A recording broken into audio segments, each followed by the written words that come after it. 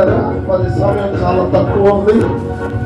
మన మధ్యలో దేవుని ప్రియులు, మనకు అత్యంత సన్నిహితులు విష్ణుబాబు గారు ఉండడం చాలా సంతోషం. వెళ్ళబోయిన వారిది మా పెరుగుదరు గ్రామమే, సొంత గ్రామం. మరి వారి కాకినాడ నగరంలో చక్కని ల్యాబ్ టెక్నీషియన్గా వాడబడుతూ సువార్త పనులు వారును ఉచితముగా సువార్తను ప్రకటిస్తున్న సేవకులు. వారు కూడా తమ శుభాలు తెలియజేయాల్సిందిగా సమయం ప్రకటిస్తున్నారు.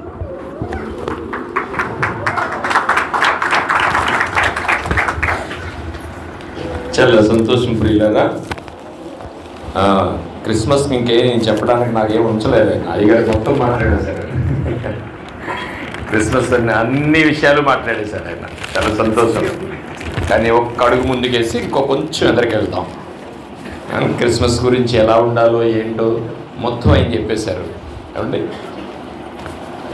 క్రిస్మస్ ఎంత మంచిదంటే చాలా మంచిదని అనుకుంటున్నాం అంతే, కానీ చాలా లోతు అన్నమాట క్రిస్మస్ అంటే.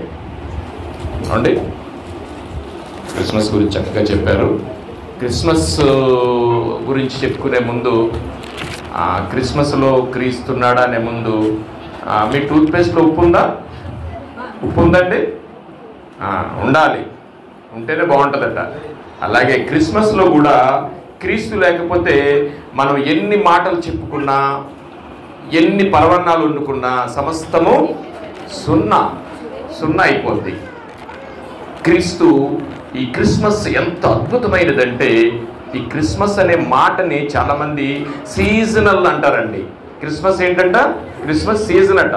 What is the Christmas? Christmas అంటే అర్థం ఏంటి? ఆయనని ఆరాధించుట, పూజించుట. మరి క్రిస్మస్ సీజనా? ఆలోచించండి. సింపుల్గా మాట్లాడేస్తున్నాం. క్రిస్మస్ సీజన్ క్రిస్మస్ అట, క్రిస్మస్ సీజన్ అట. కాదండి, క్రిస్మస్ సీజన్ కాదు. 24 hours by 7 ఉశ్వాస నిశ్వాసాలు క్రిస్మస్లో ఉండాలి. దేవునికి మహిమ కలుగునుగాక. ఒక్క అడుగు ముందుకేసి చాలా 2-3 నిమిషాలు 5 నిమిషాల లోపే ఆ క్రిస్మస్ లోతు ఏంటో ఒకసారి చూద్దాం. లూకాసు వార్తలో మనకి చాలా కంఫర్ట్గా మనకి ఏం కనిపిస్తుందండి? ఆ కొత్త నిబంధనలో కన్యక గర్భవతి అయి కుమారుని కన్యను. అదే మాట కన్యక గర్భవతి అయి కుమారుని కంటాం మరియమ్మ అనగానే మరియమ్మ గారు ఏమన్నారు? ఇది ఎలా కుదురుతుంది ప్రభువా నాకు అందా? లేదు, హౌ ఇట్ ఈస్ పాసిబుల్. చాలా ఆశ్చర్యపోయింది ఆమె. ఏం ఆశ్చర్యపోయిందంటే ఇది ఎలా జరుగుద్ది అన్నదండి మరియమ్మ గారు. అంతేగాని నాకెలా కుదురుద్ది, ఇది ప్రధానం అయిపోయింది కదా అనలేదండి. కన్యక గర్భవతి కుమారుని కనుననే విషయము ఈజ్ ఏ క్రిస్మస్. దేవునికి మహిమ కలుగునుగాక. క్రిస్మస్ అంటే ఏంటండి? కన్యక గర్భవతి అయి కుమారుని కనును.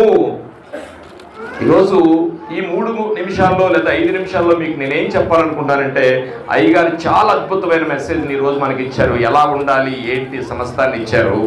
అసలు క్రిస్మస్ లోతు ఎంతో తెలుసా మనకి? ఆ క్రిస్మస్ లోతు గురించి 1-2 నిమిషాలు మాట్లాడి వదిలేస్తాను. ఇదే మాటనికి మనకి యెషయా గ్రంథంలో కన్యక గర్భవతి అయి కుమారుని కంటది అని రాశాడు ఆయన. ఎప్పుడు? మరియమ్మ గారు చెప్పక ముందు 750 సంవత్సరాల క్రితమే యెషయా గారి చేత ప్రవచించిన మాటలోనికి వెళ్తే క్రిస్మస్ లోతు ఎంతో మనకు తెలుస్తుంది ప్రియులారా. ఈ క్రిస్మస్ లోతు ఈ సృష్టిలో దేనికి లేదండి. కానీ మనం సింపుల్గా అదిరిందయ్యా చంద్రం అని గడిపేస్తున్నాం మనం. అంతేనా? క్రిస్మస్ ఎలాగుంటుంది? అయ్యగారు చెప్పారు ఇందాక, టూత్పేస్ట్లో ఉప్పు ఉందా అన్నట్టు. లేకపోతే మన క్రిస్మస్ ఎలా ఉంటుందంటే అదిరిందయ్యా చంద్రం. కొత్త, అన్నీ కొత్తయే. కానీ క్రిస్మస్ లోతు ఏంటో తెలిసిందా మనకి? అది ఎంత లోతో తెలుసా? ఒక్కసారి చదివేయండి. యెషయా గ్రంథము 7వ అధ్యాయము. ఏలయనగా మనకు శిశువు పుట్టెను, మనకు కుమారుడు అనుగ్రహింపబడెను. చాలండి. ఆయన భుజం మీద ఏముందటండి? రాజ్యభారము. ఏ రాజ్యభారం అంటే ఈ ప్రపంచంలో ఆరిన నేల మీద ఉన్న ప్రపంచ భారం అంతా ఆయన మీద ఉందండి. అలాంటిది లోతైన క్రిస్మస్. ఆ పైన చదువుతున్నాడు చూడండి. ఇంకా పైకి వెళ్తే ఇది ఎంత లోతైందంటండి, పాతాళ లోకమంత లోతైనను ఉందండి. పైన చూడండి. యెషయా గ్రంథము పై వచ్చును అండి. యెహోవా ఇంకను ఆహాజునకు ఎలాగు సెలవిచ్చిన పదవచ్చును, నీ దేవుడైన యెహోవా వలన చోచక నడుగుము, అది పాతాళ లోకమంత ఎత్తైనను సరే, ఊర్ధ్వలోకమంత ఎత్తైనను సరే అన్నాడండి. ఏమండి, క్రిస్మస్ లోతు ఎంతటండి? కన్యక గర్భవతి అయి కుమారుని కనేనంత లోతు ఎంతంటండి? పాతాళ లోకమంత లోతటండి. ఏంటండి క్రిస్మస్ అంటేని? పాతాళ లోకమంతా లోతైందంటండి. కన్యక గర్భవతికి అయి కుమారుని కంటం అంటే ఆ కన్న గురించే కదండి మనం క్రిస్మస్ చేసుకుంటున్నాం. క్రిస్మస్ లోతు ఎంతో తెలుసా? పాతాళ లోకమంత లోతైనది. ఎత్తు ఎంతో తెలుసా? ఊర్ధ్వలోకమంత ఎత్తైనది. ఊర్ధ్వలోకం అంటే పరలోకం.